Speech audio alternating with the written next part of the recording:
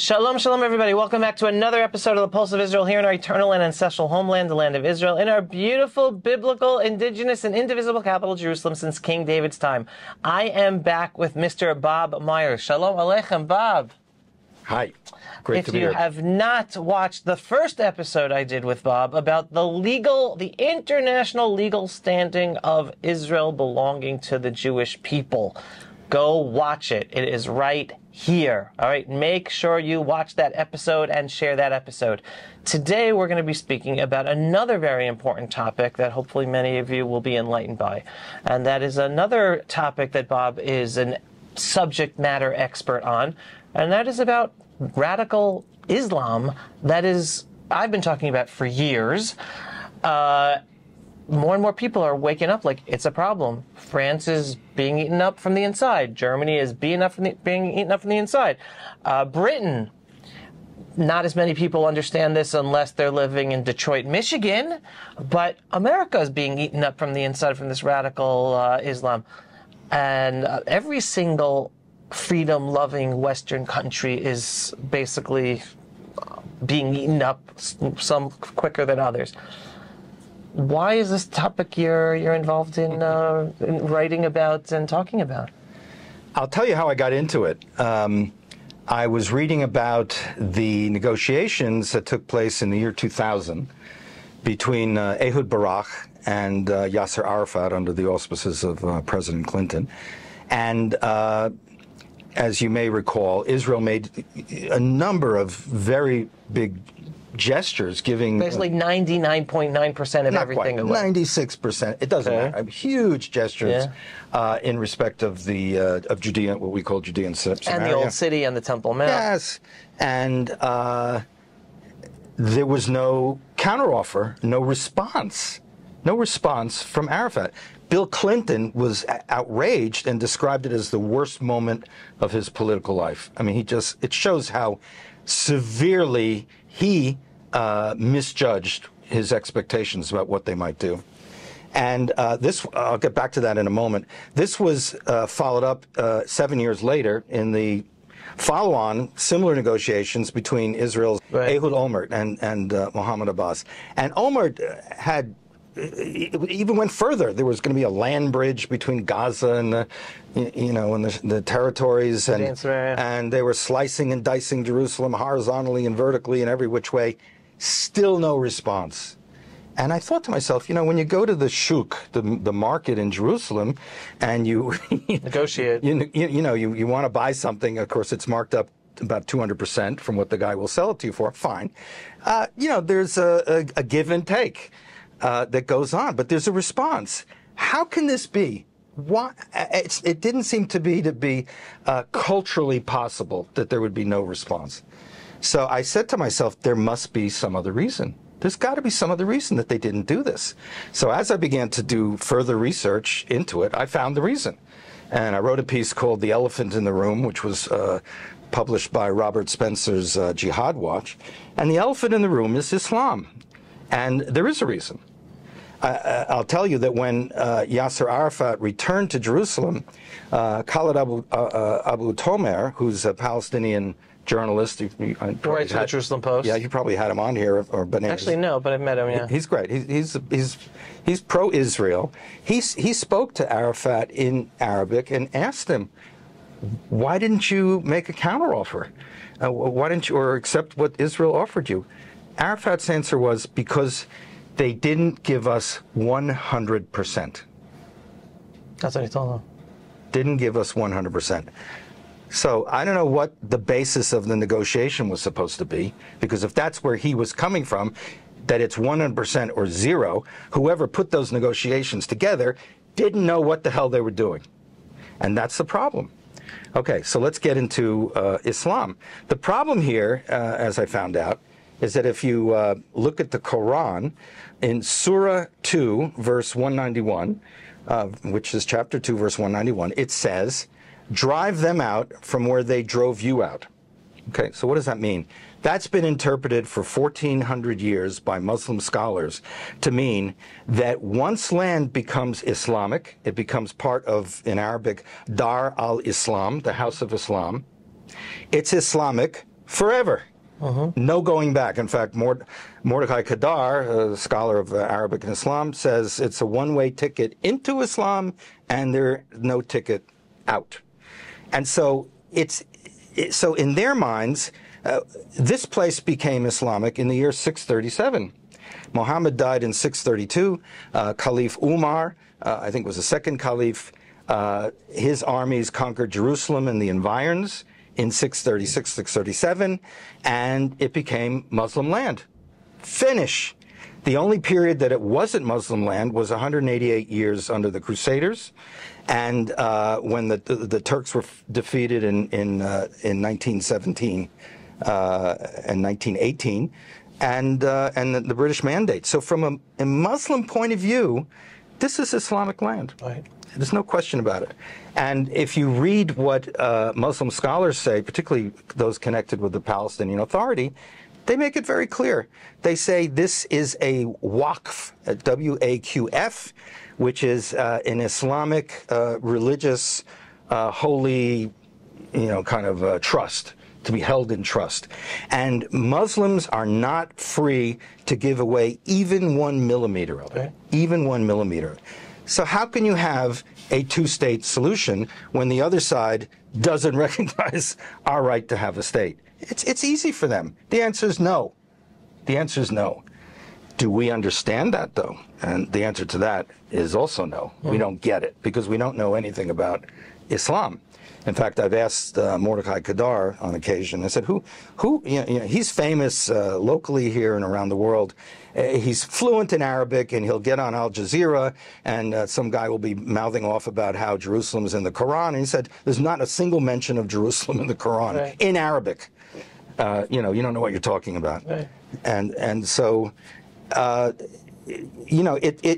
it's a big problem. They don't know anything. And I had asked Mordecai Kadar, who in the Israel government, for example, knows as much about Islam as you do? And he said, very few, very few. And I'll tell you another thing. Look at all the money that goes into Holocaust studies. Put it aside as whether or not it should go into it, but let's say whatever, it goes into it.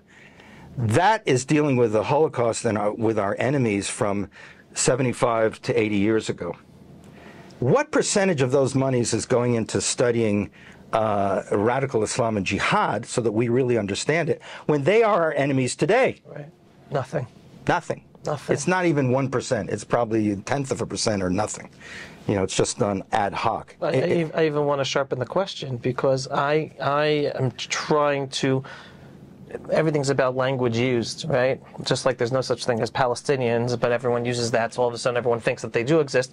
Well, I'm trying to introduce a new term to be used all the time: Islamo-Nazis, because the Hitler and Hajj Amin al-Husseini met because there was a meeting of the minds between the inherent Jew hatred within Nazi ideology, together with the inherent Jew hatred within Islamic thinking and ideology. The fact that today that not all Muslims think like that, that's okay, but that's still an inherent aspect of the Quran and Islam, which there are hundreds of millions of Muslims who believe in it.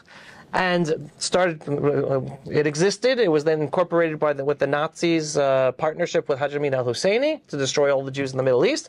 And then, as you mentioned in our previous episode, and I talk about it a lot, it was the Soviet Union KGB that created the Palestinian national identity in the 1960s, which all of a sudden used the whole, again, harnessing the hatred of Jews, both within the Soviets' thought and Islamism, to to harness and weaponize terrorism against Jews and the ultimate destruction of the Jewish state of Israel. So here we're talking about an ideology that is a Nazism just in the framework of Islamism, and hence I try to use the terminology Islamo-Nazis, that people start using that to better internalize what we're really up against. Yeah, I agree with you, and I want to get to why that is, what they see themselves doing as compared to what we see themselves doing. So, to tell you a story, quite a few years ago, Shimon Peres came to Hong Kong, where I live, and I had a brief discussion about this with Mr. Peres, and he said, "Oh no, you're wrong. We made peace with Egypt. We made peace with Jordan." And it wasn't the venue to have an excited argument or any kind of argument. But he's right, but he's also wrong. What do I mean? You have to go back to when Anwar Sadat came to Jerusalem. Okay, so he comes to Jerusalem, and that was a giant breakthrough. We all know that. He wanted the Sinai back. He jettisoned the Palestinians' interests, by the way, pretty quickly. And but he said, "I want the Sinai back." Okay. So the Israeli government's first moves towards giving back the Sinai were as follows: "We'll give you back the Sinai, but we need to retain a listening post at Sharm el-Sheikh and a listening post in the Mitla Pass in the mountains of Western Sinai, and retain the two tourist communities of Yamit and Taba in the Sinai Peninsula." And Sadat said, "No, no, no, no, no. Quote, every square inch. Every square inch." Okay. Ultimately, Israel agreed. We gave him back every square inch. And guess what? With that, Sadat could put his hand on his heart, turn around to his people and say, "I got back for Egypt every square inch of Egyptian-administered Muslim land." In other words, his responsibility ended at the border. And there was a reason for that.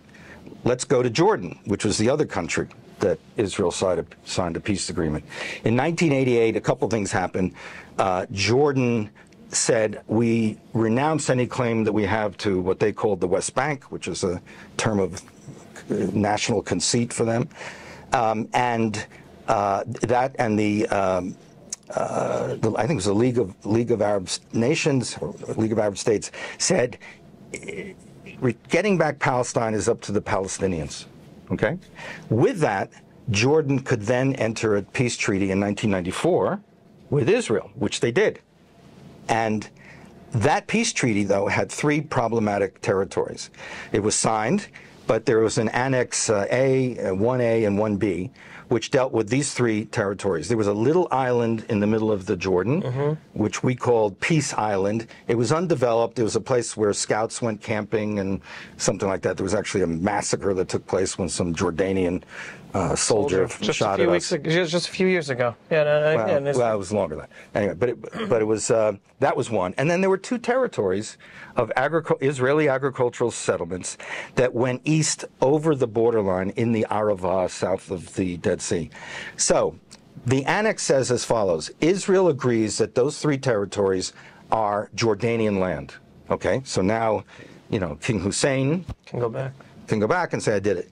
And there was a 25-year period agreed to that said Israel was not given any kind of leasehold interest or any legally enforceable interest that you could imagine, just a use interest, what would be called a usufruct in Anglo-American jurisprudence. And it said Israel can continue to use those territories in the same way as they used them before, that is Peace Island camping trips and to, corn or whatever they're growing across the border for a 25-year period. And then either party can, 1 year before the end of the 25-year period, has the option. If they don't do this, it just rolls over for another 25 years. But either party can give the option to terminate the agreement. Big surprise, 1 year before, after 24 years, Jordan gives notice. And there was some surprise in Israel, actually, but not to me. So they got it back. Jordan got it back. And they basically said to Israel, "We want it. You can't have another 25-year." Yeah, and they had the right. Israel had agreed to that. Right. So that just quietly, went away.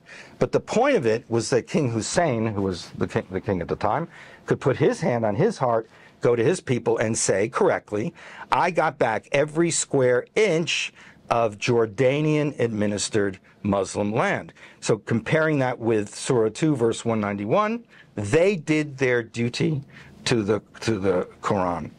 Okay.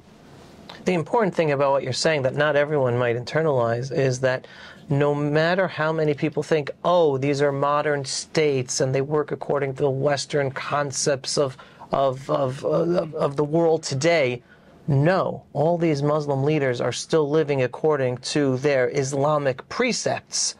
And we cannot ignore that, even though we are always ignoring that in the Western world, especially when it comes to Israel. That couldn't be more correct. I once sat next to Alan Dershowitz, by the way, and I made we had a quick comment discussion on this topic. And he said, oh, no, you're wrong about Yasser Arafat. He's secular. Well, first of all, Arafat got started in Cairo with the Muslim Brotherhood, and I don't know how secular it was. I don't know how devout a Muslim he actually was. Doesn't matter. Why? Because there was a study done on the Palestinians, and they were asked the question, how important in your lives is religion? Extremely important, very important, important, not so important, so forth. 96.7%, something like that, said extremely important. They know the stories about Muhammad, which most people watching this don't know. We know the stories, if you're Jewish, about Abraham, Isaac, Jacob, Joseph and Moses. Christians know the story of Jesus. We don't know their story. And you might say, well, so what? I'll tell you why so what is important. In the Quran, it says 91 times, follow the example of my prophet. This is Allah speaking to Muhammad through the angel Gabriel, according to them. And guess what? If you look in the Quran, how much information can you find about Muhammad? The answer is just about nothing, or it is nothing. So there are really three holy books in Islam.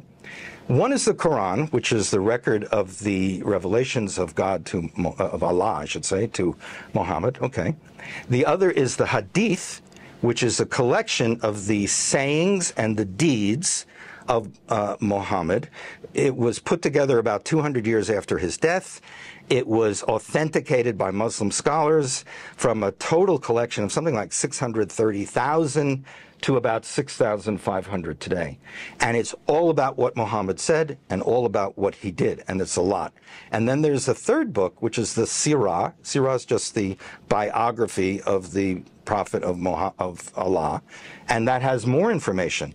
When you learn that information, you know more about Muhammad than any of us know about any of our other leading religious figures that I just mentioned, or others. And they do follow the example of Muhammad. Okay? Now let me tell you, let's get into a little bit on the life of Muhammad. Muhammad's born in 570. He starts to get his revelations in a cave in 610. He's illiterate, and he can't write them down, but it's remembered, supposedly, verbatim by him and others. From 610 to 622, he tries peaceful persuasion in Mecca, where he lives. And Mecca, he was a member, by the way, of the dominant Quraysh tribe. They were all polytheists. They all prayed at the Kaaba, which is this black cube in the middle of Mecca, and all were very tolerant. Everyone could pray there. Wasn't anyone not allowed to pray there. And he begins preaching, and he finally comes up with the concept that only Muslims should be allowed to pray there. And his own tribe drives him out, and he goes to a competing locale, which was then called Yatrib, which gets renamed, you'll know the name in a second. And interestingly, after 12 years of preaching, how many followers does he have? It's estimated he had between 100 and 150 followers. His wife, well, he had many wives, but one of his wives, his family members, his relatives, his neighbors, friends, people that he came across, not a big group of people. He goes he's forced out in 622, which, by the way, is the starting year of the Muslim calendar. And you have to ask yourself, why is that? Why isn't it 610 when he started getting revelations? Because it's a political thing. And he goes to Yatrib. Yatrib was involved in agriculture. Mecca was involved in caravanning and trade and so forth. They were not quite rivals, but they were complementary and so forth. And Yatrib has also another very interesting attribute. 50% or so of its population is Jewish. There are 3 Jewish tribes there. And Muhammad says, the Jews will accept me because they know their scriptures. They'll see that I'm the successor and the final prophet, and they'll accept my ways. Of course, the Jews don't do that. They don't accept him, they mock him, and so forth. He still tries, for the most part, for another year and a half, you might say, the peaceful ways of trying to convert people. And there's a lot of intra-tribe politics that's going on there. And finally, he changes gear, he switches gears completely, and he goes into jihad mode, which is a complete change. Jihad mode is from either 623 or 624 to 632 when he dies. You're talking about 8-9 years. During that period, there are 65 battles that he is involved in. He wins all but 2. And the 2 he loses are not great defeats. They're I think you would characterize them as minor defeats.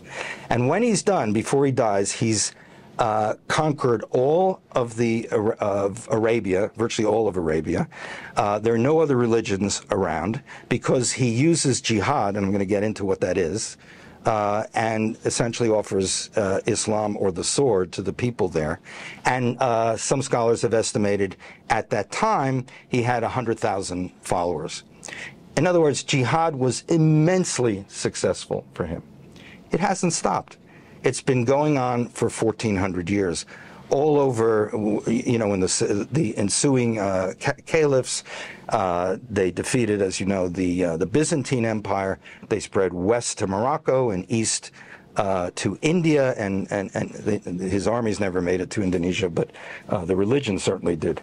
And it's continuing to this day. In Burkina Faso, they're murdering Christian people because they're not Muslims. And so what is jihad, actually? Well, apologists for Islam will tell you jihad means spiritual struggle. Okay. Yeah, it probably does, but jihad incorporates everything and anything that you can do to advance political Islam. Now, what do I mean by political Islam?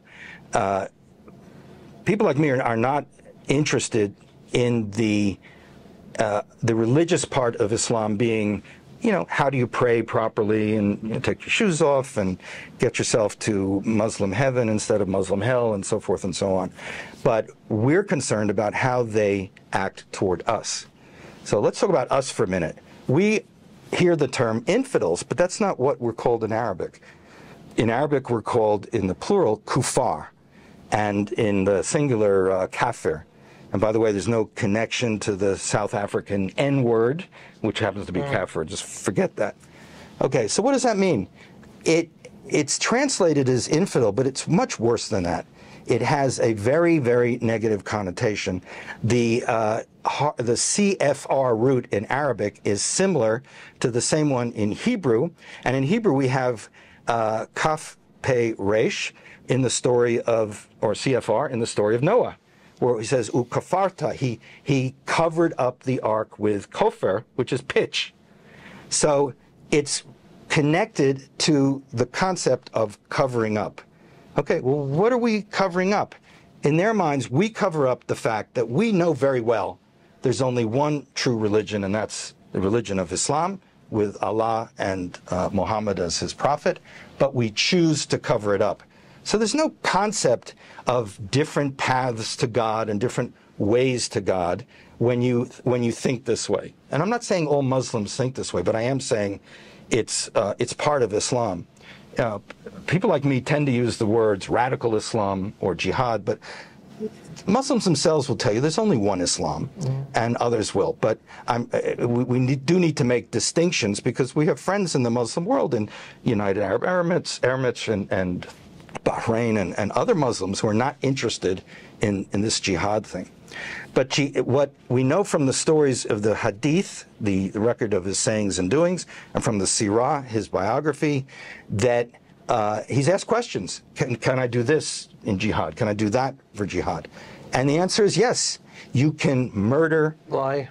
Oh, lie is down the bottom of the list. Murder, rape, behead, burn, mutilate, torture, of course, lie, engage in terror. I mean, it goes on and on. There's nothing you can't do. It's not a matter of it being, oh, it's okay to do it. You're encouraged to do it with an enormous proviso, provided that, big underscore, it's done for the advancement of Islam. This is all about advancing Islam. So what do we mean by advancing Islam? In Islam, the dream and the mandate is to make the entire world Islamic. They divide the world into two spheres. One is called Dar al-Islam, the House of Islam. These are states and territories where Sharia law governs, and they're Muslims, the Muslim world. Guess what the name of the other world is? It's Dar al-Harb. Well, harb is akin to the Hebrew word for sword, cherev. It's the house of war. What war? It's the war of Muslims against the kuffar until everybody is a Muslim. And everything goes. It's not just, by the way, violent stuff. It's surreptitious stuff. In the Holy Land trial in the United States, and it was around 2006, they unearthed a document of the Muslim Brotherhood dated, I want to say, 1995 or 96, which has a whole strategy for infiltrating the United States at all levels, initially peacefully. There's the Holy Land Foundation. It's actually documentation on the dockets of the American justice system. Yeah. Because it was accepted as a... Yeah, because Hamas is classified as a terrorist organization in the United States. So, when October 7th happened and these horrible, horrible things occurred, and there's no way to diminish them. I mean, they're just awful, absolutely awful. People who are non-Muslims would say they were savages, they're barbarians, they're animals, which is a slur on animals as far as I'm concerned. But if you ask a jihadist, a mujahid, what he's doing, he's carrying out the will of Allah. He's carrying out the will of Allah.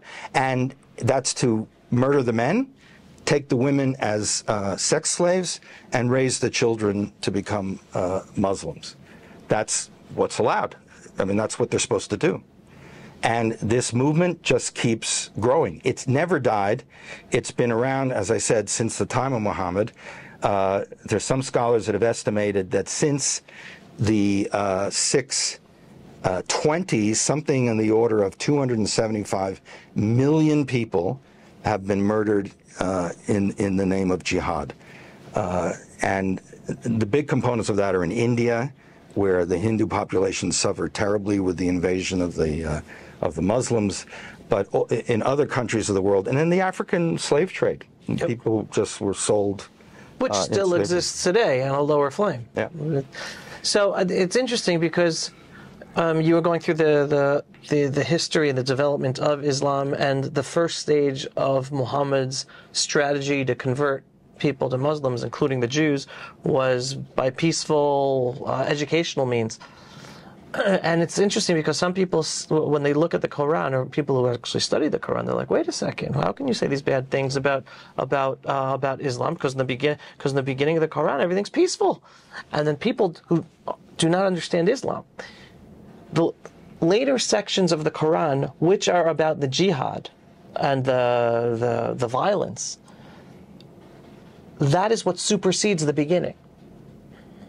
So whatever was in the beginning things of the peaceful aspect of Muhammad are totally negated by his violent jihadi ways at the end of the Quran, which is what represents Islam today. And another piece of information connected with diplomatically, dealing both with Yasser Arafat and with Anwar Sadat. And this is information that I know on my own, and Dr. Mordechai Kedar spoke to me about both of them, is that in both cases, when Yasser Arafat was asked, how did you sign the Oslo Accords? How could you dare go against Islam trying to make peace with the Jews. And when Anwar Sadat was asked that exact same question, they both gave the same exact answer. They are following Muhammad's tactic of the Treaty of Hudaybiyah, which is, no, you only make a treaty because you're not strong enough to defeat your enemy, and then you basically convince them that you're interested in peace. They have their guard down, they're weak, until you then attack and destroy them. And that was their Islamic religious excuse for allowing themselves to make a peace agreement. Hence, what we have to learn in the Western, those of us in the Western world, that we're peace lovers, especially if we're Jews and we want a future of peace, we cannot trust any written agreement with Muslims, especially when it's about giving up our land, because they are looking everything through the lens of Islam, and it's about negating our existence, taking back our land, and making all of us Muslims. And we can't ignore that. Yeah, you're right, but let me flesh it out a little bit. First Please. of all, the Quran is not organized chronologically, but what you said is correct. It's a mix-up of, I think, the shorter verses first and then the longer ones. And there's a lot of contradictions in there, but this is the point you've made. There are nice sayings by Muhammad, such as there's no coercion in religion. And then there are sayings such as strike the neck of the infidel, cut his head off. And what Islamic scholars have had to decide more than 1,000 years ago, which of these contradictory phrases controls. And they adopted what do you call it, the law or the rule of abrogation. It's called naskh, N-A-S-K-H in Arabic, and it says, just as you noted, that the later pronouncements supersede the earlier ones. Well, guess what? The earlier ones were made when Muhammad was peaceful and making nice in Mecca, and the later ones were made during his jihadist period in Medina. I forgot to mention, Muhammad changed the name of Yathrib to Medina, which means the city. And today, Mecca and Medina are described as the two holy cities of Islam. Question, what is holy about Medina? And the answer is there's nothing. Nothing happened there that was holy, per se, but it became the first Islamic territory, which is where they measure things from. The Treaty of Hudaybiyah is very instructive. In 628, Muhammad took his armies and he wanted to pray at the Kaaba, which is an Islamic commandment to pray at the Kaaba, to go do a Hajj, a pilgrimage. But he really wanted to get it back for Islam. So he shows up at a little village outside of Mecca, and he's met by the armies of the polytheists, led by his tribe, the Quraysh, and they agree, they sign a 10-year agreement, which says as follows. The first year, Muhammad and his guys cannot come to the Kaaba, the black cube, to pray. The next year they can, but they're limited as to the number of guys and the amount of time they can spend. I believe the rest of it is the next year. It's more guys, more time, and so forth. 2 years later, there's a skirmish, not involving Muhammad, between the polytheists and some Muslims, and Muhammad, who's been building up his forces during this period, takes the opportunity to just destroy and rip up the Treaty of Hudaybiyah. And so what do they learn from that? Well, there's a number of things. One is, it's a hudna. It's a temporary truce, even though it's a treaty for 10 years. Secondly, it's simply an opportunity for you to get stronger, which is, these are good military tactics, and let your enemies get weaker, or both, and then to attack then. And he attacked Mecca in a mostly bloodless attack and conquered it. And that became another part of Islam, of Dar al-Islam. So the question is, do we need to know this stuff? This is medieval history from the 630s. Yeah, we do. Why? Because we're dealing with them now. And when you're dealing with someone like Yahya Sinwar in Hamas in Gaza, he knows all this stuff.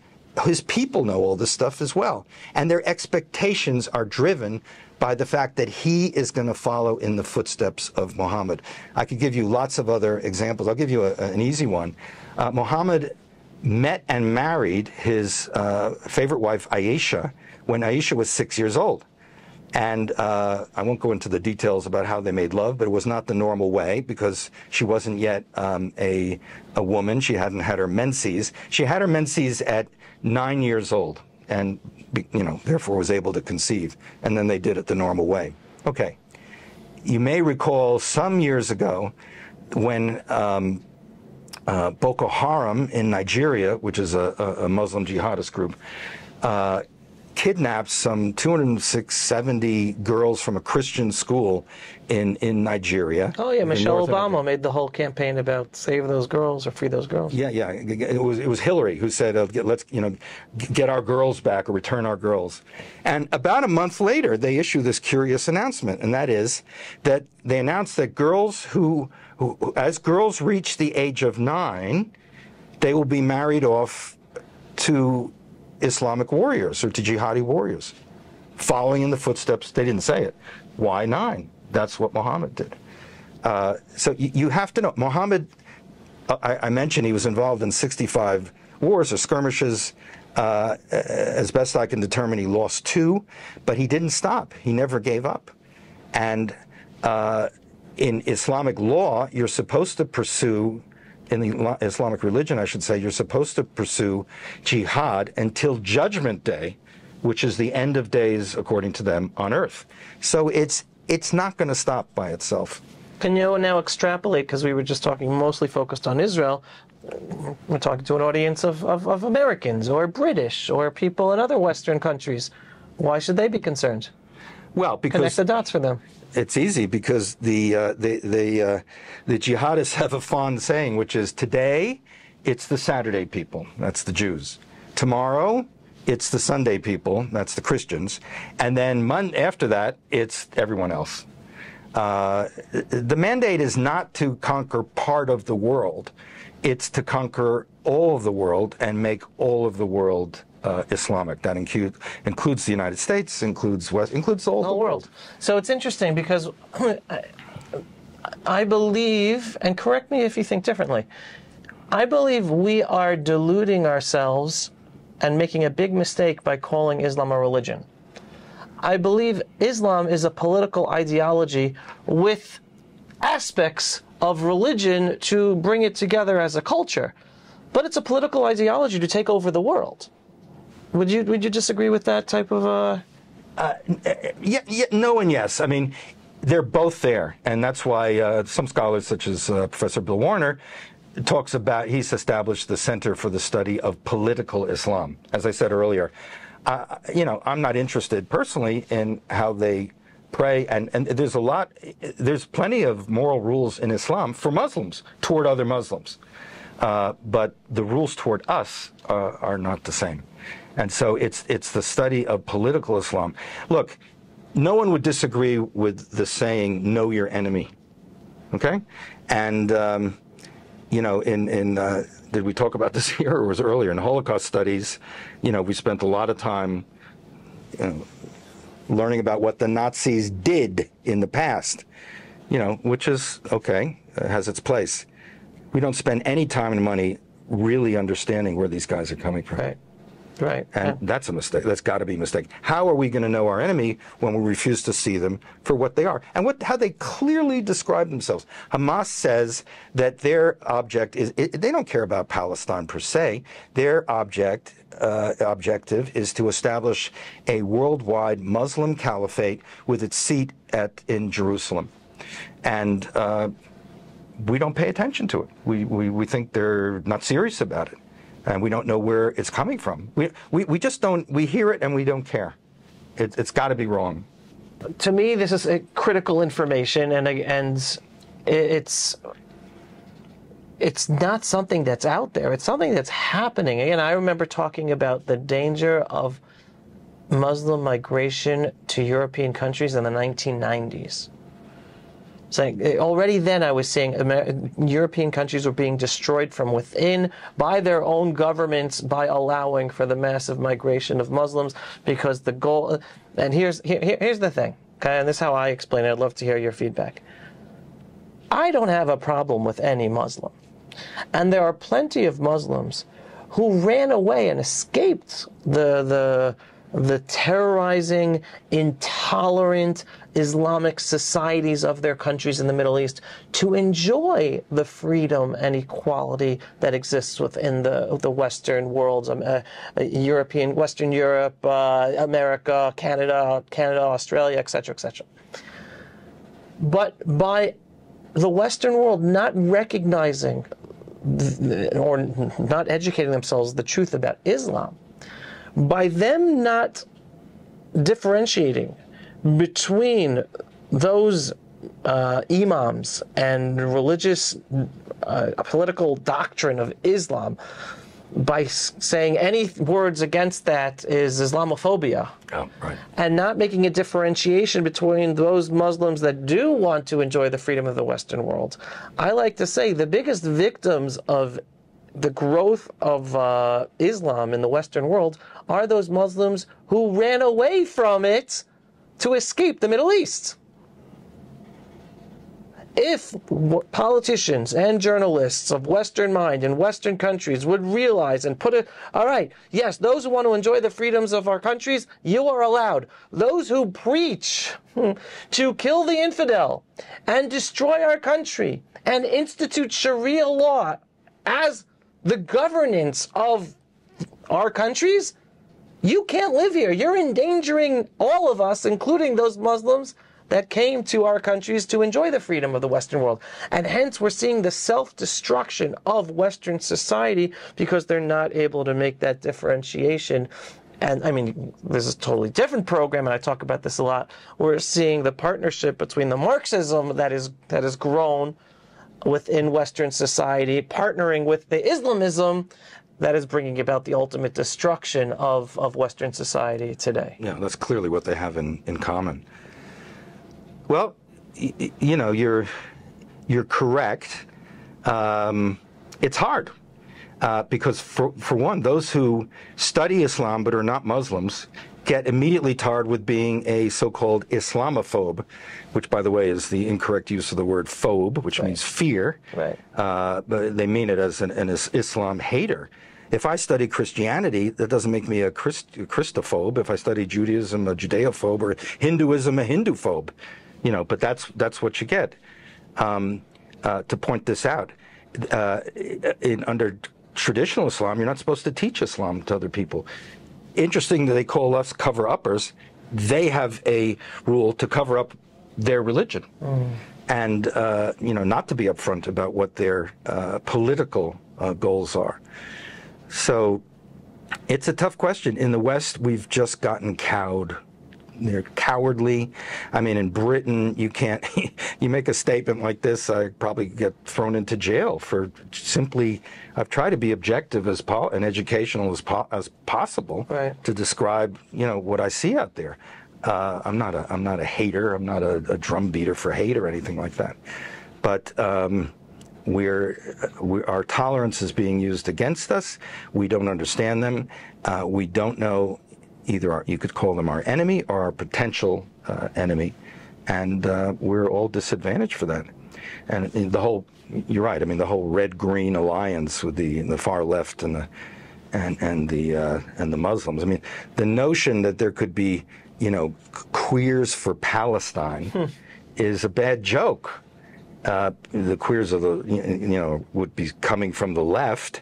If they were found in Palestine, they'd be thrown off a roof, because that's what they do. And any Muslim country in the Middle East. Yeah. I mean, we know in Israel, we have people that come from the West Bank who seek asylum because they're gays. They come to Israel because they don't get murdered for it. Right. So, anyway, we need to understand we're not negotiating with the man in the mirror, someone who, it may not look like us, but someone who thinks like us.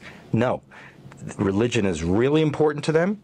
It doesn't matter whether Yasser Arafat or Abu Mazen or anyone else is more secular or less secular. And you see it in their priorities. Look at the pay-for-slave program from the Palestinian Authority. It's 17% of their budget. It's millions of dollars. They pay, you know, if you kill a Jew, you get more money than if you wound him, and the more you kill, the more money you or your family get. Why would they be doing that? I mean, it's a priority for them. Well, of course, it's obvious they're waging a battle against us, but what's motivating the battle?